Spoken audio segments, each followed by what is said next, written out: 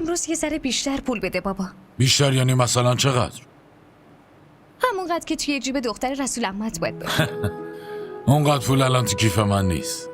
حالا هر چقدر از همونه بده. بیا از این 100 روپیه‌شو باید به حاله بدی. یه لحظه دیگه با 50 یا 100 روپیه کار حال را نمیفته. کی این حرفو زده؟ دیروز پیاده اومده. خب تقصیر خودشه. کی بهش گفته بود همه پولاشو شربت بخوره؟ حاله بیا اینجا جلوی من، بیا نزدیک. حتی پول کرایه هم نگه نداشتی؟ نوبری والا. خب چی شده مگه؟ یه شربت خورده باید حساب پس بده؟ نگران نباش. چقدر پول میخوای دختر جون؟ من بهت میدم. لازم نیست کسی دیگه ای سفارش کنه. خوب گوش کن. مادر بزرگت رفتارا هنوز زنده است. مامان من به خاطر صلاح خودش میگم. نفیس وقتی میرفت چی میگفت؟ مامان خارجیش خیلی بیخیال بوده، خیلی هم ولخرج بوده. خب منم میخوام اونطوری نشه. خب این کجاش بده؟ همیشه که بهش پول میدم، الانم میدم. بیا دختر بیا، محض رضای خدا از این یه ذره واسه یه روز بعدت هم پس انداز کن. بگیر دیگه دخترم.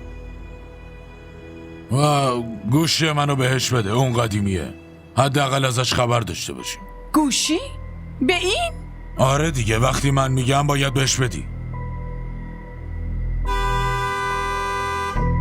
خدافظ.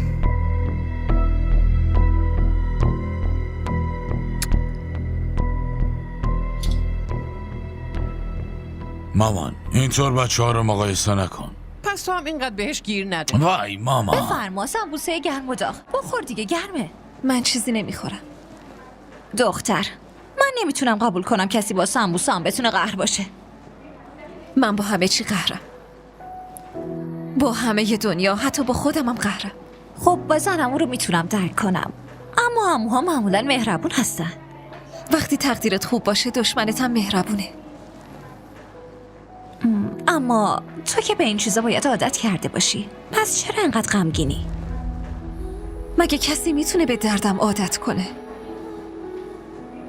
باشه سمبوسه بخور، بعدش خونه میریم. یه ذره بخور دیگه لطفاً عزیزم.